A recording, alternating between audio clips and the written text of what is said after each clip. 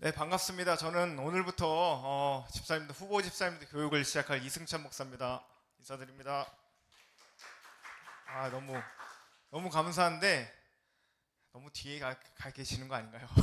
한 세 자리만 앞으로 오시죠. 예, 조금만 앞으로 오겠습니다.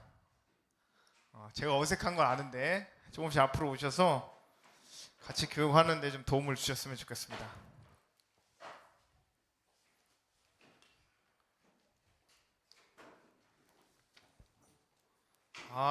너무 감사합니다. 극적으로 앞으로 오시는군요. 좋습니다. 일단 출석을 좀 불러보겠습니다. 자, 네로 대답해 주시면 감사하겠습니다. 고한빛 성도님 오셨나요? 안 오셨고, 구지윤 성도님, 네, 김아름 성도님, 네, 김윤희 성도님, 김은지 성도님 오셨나요? 네, 감사합니다. 남보미 성도님, 노희동 성도님, 박은주 성도님, 손석권 성도님, 안정현 성도님, 염동빈 성도님, 네, 이은주 성도님, 인소희 성도님, 고인철 성도님, 모현일 성도님, 네, 박희철 성도님, 안 오셨고, 이명철 성도님, 장창원 성도님, 김정현 성도님, 남유성 성도님, 박혜리 성도님, 옹진 성도님, 이정화 성도님 오셨네요. 네, 감사합니다. 그럼 지금 하나, 둘, 셋, 넷, 다, 여, 일곱, 여덟, 아홉, 열, 열하나, 둘. 네, 성도님, 네, 김윤희 성도님, 김윤희. 네, 감사합니다. 시간이 많지가 않아서 빨리 진행하려고 하는데요. 네, 최슬기 성도님이시죠? 최슬기.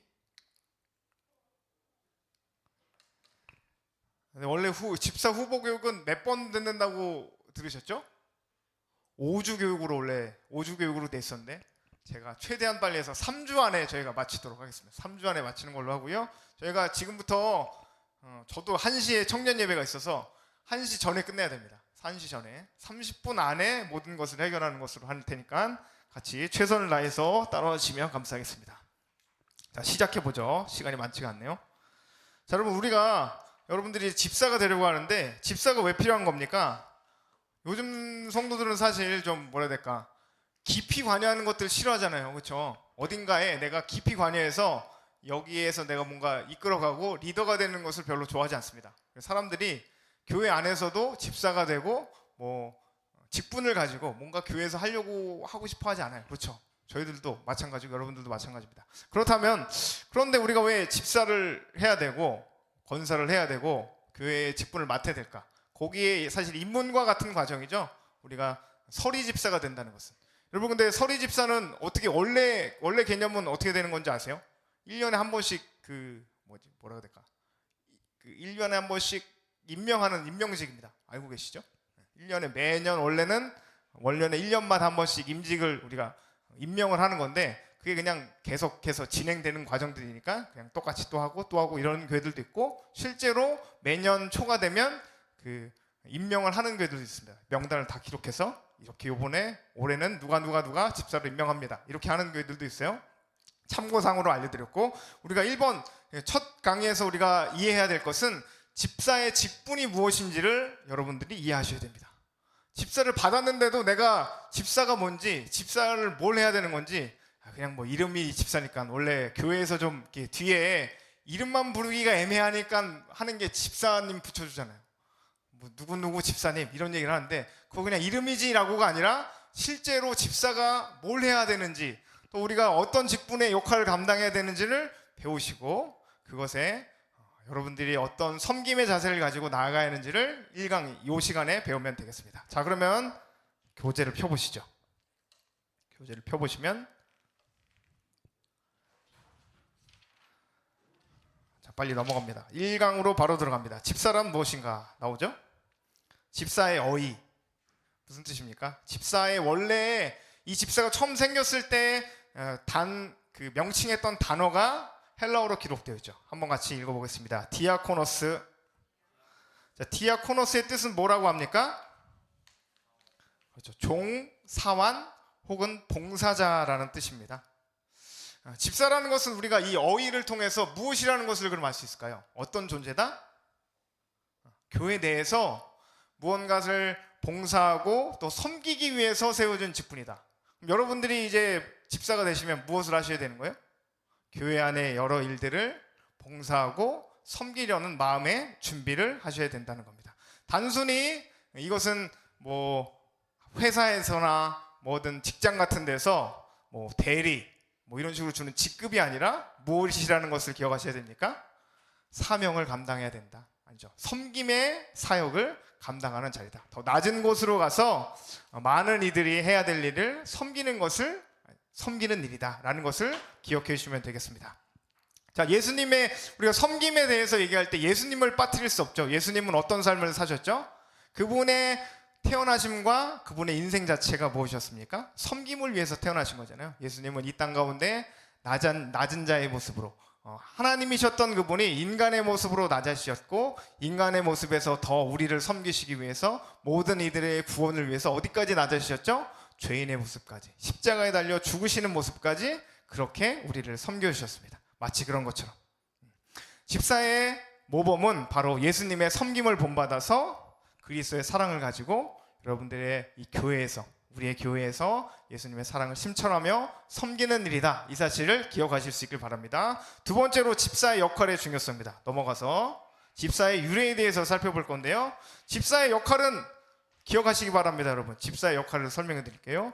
교회와 성도들이 성장하도록 돕고, 자, 집사와 성도들이 성장하도록 돕고, 여기 책에 안 나와 있어요. 집사와 성도들 죄송합니다. 교회와 성도들이 함께하고 또 성장해 나갈 수 있도록 돕고 교회의 운영을 돕는 중요한 사역의 역할을 감당합니다. 교회의 운영을 돕는 아주 중요한 사역을 감당합니다. 우리가 이 집사가 어떻게 시작됐는지를 알면 집사의 역할에 대해서 기억할 수 있어요. 자, 이 사도행전 6장에 보면 집사가 처음 등장하는데 어떤 배경을 가지고 등장합니까? 이제 초대교회가 시작됐어요. 예수님의 제자들이 예루살렘에서 이제 예수님의 복음을 전해서 교회가 시작됐는데 점점점 사람들이 많아졌습니다. 교회에 예수님을 믿고 예수님을 구주로 영접하고 따르는 사람들이 점점 많아졌어요. 그러다 보니까 어떤 일들이 발생하느냐, 12명의 이 제자들이 12명만 가지고는 모든 일들을 다 감당할 수가 없는 거예요. 이 사람들이 말씀도 전하고 뭐 교회도 돌보고 당시에 뭐 여러 가지 일들을 다 해야 되는데 감당할 수가 없는 겁니다. 그래서 과부들이 이렇게 뭐 도움을 구제비를 원하는데 그것들을 다 충당하지 못하는 그런 일들이 발생했어요. 그러자 어떻게 했습니까? 7명의 집사들을 그때 세운 겁니다. 교회의 모든 일들을 다 감당할 수가 없으니까 사도들이 그 일을 감당할 수 없으니까 집사들을 세워서 과부들을 돌보고 또 여러 가지 몇 가지 행정적인 일들 또 내가 할 수 없는 그러니까 사도들이 할 수 없는 일을 떼어서 감당할 수 있게 나눠주자. 그런 의미에서 7명이 세워졌고요. 나머지 이제 사도들은 말씀을 전하고 기도하는 일에 전념하고 집사들이 나머지 일들을 감당해 주자. 이런 식으로 생겼던 겁니다. 그렇기 때문에 오늘 우리의 집사님들 여러분들은 어떤 일들을 감당하셔야 될까요? 실제 사역에서 단순한 봉사자가 아니라 하나님의 교회를 하나님의 나라를 세워가는 동역자로 여러분들 서셔야 됩니다. 이게 마치 뭐 목사님이 사장님이고 여러분들은 사원이라 목사님이 시키는 대로 다 해라 이런 게 아니죠. 이런 개념이 아닙니다. 교회는 여러분들이 교회인데 목사가 이 모든 일들을 다 감당할 수가 없어요. 그렇죠? 교회 안에서 목사로는 또 사역자로는 전도사님들이 다 감당할 수 없는 그 일들을 성도들 한 명 한 명을 돌보고 또 뭐 구체적으로 예를 들어 보면 뭐 식사를 한다거나 교회 행사를 진행한다거나 할 때 혼자서는 감당할 수 없고 또 적은 숫자들이 또 사역자들이 감당할 수 없는 그 일을 서로 나누어서 감당하신다. 이런 개념으로 이해하시면 될 것 같습니다. 여러분들도 교회 일원으로 함께 참여하셔서 더 많은 이들을 섬기고 또 교회 여러 가지 일들을 감당해야 하는데 하나의 직책을 또 하나의 섬기는 일들을 감당하셔야 된다. 여러분 이 사실을 기억하실 수 있길 바랍니다. 그렇기 때문에 여러분 반대로 이야기하면 이 직분을 맡아놓고 명함만 가진 사람들 있어요. 그렇죠? 명함만 가진 집사님들 꽤 봅니다. 여러분들 보셨죠? 이름만 집사님이죠. 집사님이라고 하는데 집사로서 교회로서의 교회에 뭔가 일을 감당한다거나 서로 도와준다거나 뭐 해야 될 그 섬김의 사역들을 감당하지 않는 사람들이 있습니다. 이런 사람들 어떻게 봐야 될까요?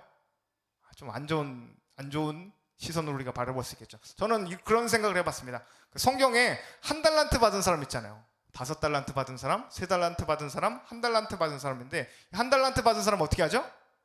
자기가 받은 게 하찮아 보이는 거예요. 그래서 어떻게 했습니까? 땅속에 묻어뒀어요. 그래서 주인이 다시 돌아올 때 어떻게 합니까?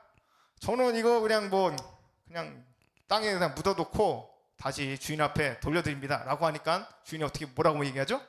이 악하고 게으른 종아, 이렇게 얘기하잖아요. 마치 이것처럼 우리가 받은 이 집사의 1달란트, 작은 것으로 보일 수 있지만 그것을 가지고 여러분들이 부지런히 사역하시고 부지런히 성도들을 섬겨서 하나님 앞에 많은 것들을 남겨드리실 수 있길 바랍니다. 그 일을 위해서 하셔야 될 거 뭡니까? 섬김의 자세를 가지셔야 되죠. 섬김의 자세. 자, 여러분, 섬김의 자세를 가지실 수 있길 바랍니다. 지금 집사직의 그릇된 이해, 이 부분 하고 있는 겁니다. 자, 이해하실 수 있길 바라고요. 집사님들을 여러분들이 이 사역을 집사로서의 사역을 감당하기 위해서 무엇을 가지셔야 된다고요? 섬김의 자세를 가지실 수 있어야 됩니다. 우리가 잘못된 교회들 많이 보면 우리가 90년대 또 2000년대에 들면서 교회가 많은 어려움을 겪었던 한국교회가 여러 가지 많은 어려움들을 겪었던 이유 중 하나가 사람을 잘못 세웠기 때문이었어요. 목사님들이 잘못 세우신 분들도 계셨고 장로님들이 잘못 세우신 분들이 계셔서 그분들이 교회를 어지럽게 만들고 또 교회에 여러 가지 아픔들을 만들어내는 경우가 있었습니다. 그게 어떤 이야기입니까? 직분자를 세워놨더니 섬김이라고 세워놨더니 무엇을 한 거예요? 자기의 권위와 자기의 지위를 자랑하기에 바빴습니다. 그러나 여러분들, 우리는 어떻게 해야 되는 거죠? 내가 이런 사람이다, 내가 이런 자리에 있는 사람이다 라고 직분을 세워드리는 것이 아니라 여러분들이 예수님의 그 사랑의 모범을 그대로 본받아서 더 낮은 자리로 내려가셔서 그리스도의 사랑으로 또 교회를 사랑하고 또 성도들을 섬기실 수 있는 저와 여러분들이 될 수 있길 바랍니다. 그렇게 겸손과 헌신으로 섬김의 본을 보이는 여러분들이 되셔야 됩니다. 자, 그러면 이제 우리가 마지막으로 섬김으로서의 모델이신 예수님에 대해서 좀 더 살펴보려고 해요. 예수님은 섬김의 이 모델로서의 최고의 가치를 가지시는 분이십니다. 요한복음 13장에 보면 예수님이 어떤 모습을 보여주시죠? 예수님이 제자들의 발을 씻기시는 장면이 나오잖아요. 제자들의 발을 씻긴다, 어떤 모습입니까? 당시 노예들 중에서도 가장 조금 가장 허드렛 일을 감당하는 노예들이 주인의 발을 씻겼습니다. 당시 얼마나 더러웠겠어요. 샌들 신고 다니는데 우리는 지금 깨끗한 상황에서 구두 신고 혹은 뭐 스타킹 신으면 냄새가 나잖아요. 땀이 나니까. 근데 당시는 어떤 상황이었어요? 맨발에 샌들 신고 모래바람이 풀풀 날리고 짐승들의 똥이 달라붙고 이런 상황에서 발을 씻는다는 게 굉장히 조금 비위생적인 일이었습니다. 그런데 예수님께서 친히 어떻게 하신 거예요? 서로 싸우고 서로 하나 최고가 되겠다, 내가 1등이다 라고 하는 제자들을 향해서 예수님 어떻게 가십니까?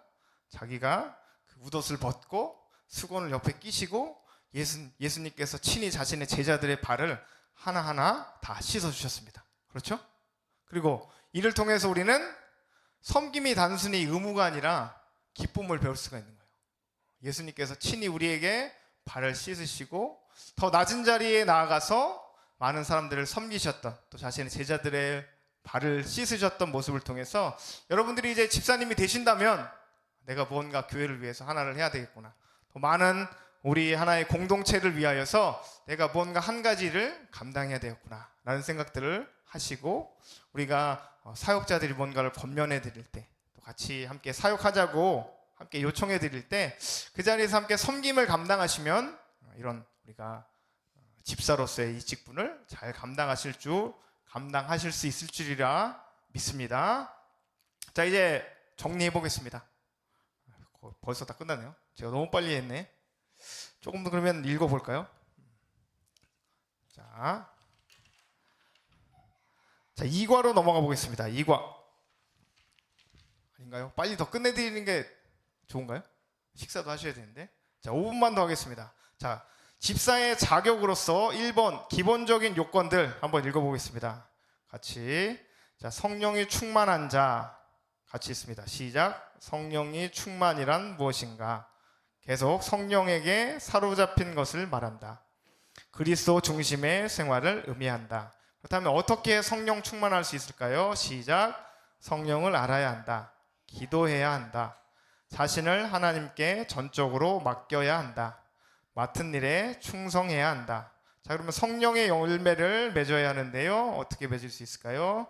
사랑의 열매, 희락의 열매, 화평의 열매, 오래 참음의 열매, 자비의 열매, 양선의 열매, 충성의 열매, 온유의 열매, 절제의 열매. 자, 넘기셔서 이런 열매들을 맺으셔야만 합니다. 집사의 자격으로서 성령 충만하신 집사님이 되셔야 하고요. 우리가 이렇게 섬김의 사역들을 감당하기 위해서 이런 것들을 하셔야 된다는 거죠. 여러분들이 섬김의 자리로 나가실 때 내가 가진 능력으로 감당하시려는 것들이 아니라 이렇게 성령 충만의 은혜를 입어서 기도하시고 또 성령을 아시고 하나님께 여러분들을 전적으로 내어 맡기셔서 또 성령의 열매를 9가지 열매들을 풍성히 맺으셔서 집사로서 사명들을 잘 감당하실 수 있길 바랍니다. 자, 두 번째로 넘어가서요. 지혜가 충만한 자에 대해서 살펴보겠습니다. 지혜의 성분 같이 한번 읽어봅니다. 시작. 지혜란 말은 헬라어 소피아라는 낱말인데 대단히 광범위하게 사용하였다. 세상에 속한 자연적 지혜, 하나님께서 주신 지혜, 하나님의 지혜. 자, 지혜 충만이란 무엇인가 같이 한번 읽어봅니다. 시작.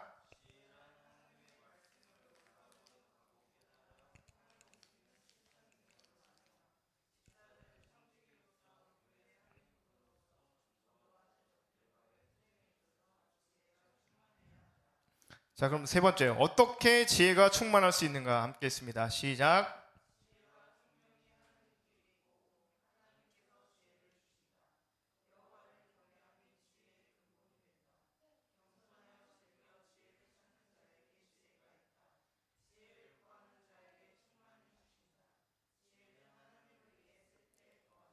자, 지혜의 종류 한번 읽어봅니다. 시작.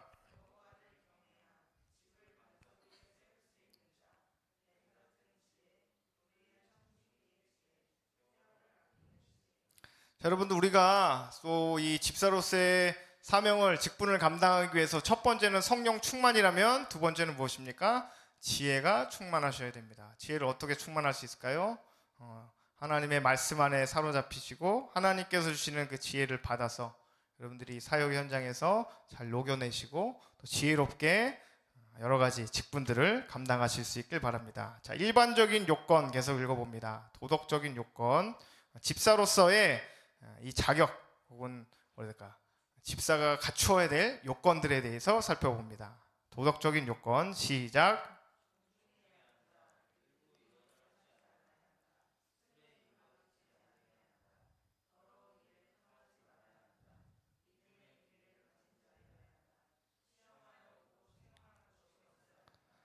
자, 이런 도덕적인 요건들 집사님들 갖추셔야 되고요. 자, 그다음에 교리상의 요건입니다. 같이 읽습니다. 시작.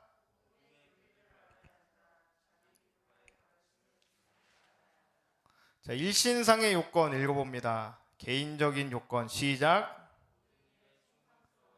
자, 가정적인 요건 시작.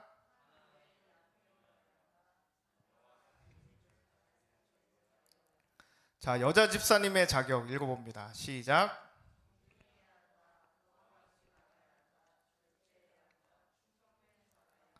자, 우리가 두 번째로 이제 이 집사님들의 자격에 대해서 쭉 살펴봤는데요. 어떤 사람들이 되셔야 됩니까? 한마디로 요약해 보자면 이런 거죠. 남들이 보기에 좀 이렇게 모범이 되는 모습들을 보이셔야 하고 도덕적으로 또 교회에서 교리적으로 일신상의 그 모습들 그런 데서 항상 좀 모범이 되고 사람들 앞에 바른 모습으로 설 수 있는 여러분들이 되셔야 되겠습니다. 자, 혹시 질문 사항들 있으실까요? 질문 없으시죠? 네, 포인트를 정리하고 마치도록 하겠습니다. 집사님의 정의는 뭐였죠? 여러분들은 무엇을 위해 부름받은 사람들입니까? 섬기기 위해서 부름받았다. 같이 한번 따라 보겠습니다. 섬김을 위해 부름받았다. 여러분들 군림하시려는 것이 아니라 섬기기 위해서 집사로 부름받았다는 사실 믿으시길 바라고요. 두 번째로 역할은 무엇입니까? 교회를 섬기고. 자, 따라해 보겠습니다. 교회를 섬기고 성도들을 섬겨야 한다. 무엇을 섬기시고요? 교회를 섬기고 성도들을 섬기셔야 합니다. 두 개가 같은 거죠. 교회와 성도들. 성도들의 모임 자체가 교회임을 믿으실 수 있길 바랍니다. 그럼 이 일을 위해서 여러분들은 어떻게 하셔야 되죠? 예수님처럼 사랑으로 섬기셔야 됩니다. 자, 예수님처럼 사랑으로 섬기실 수 있길 바라고요.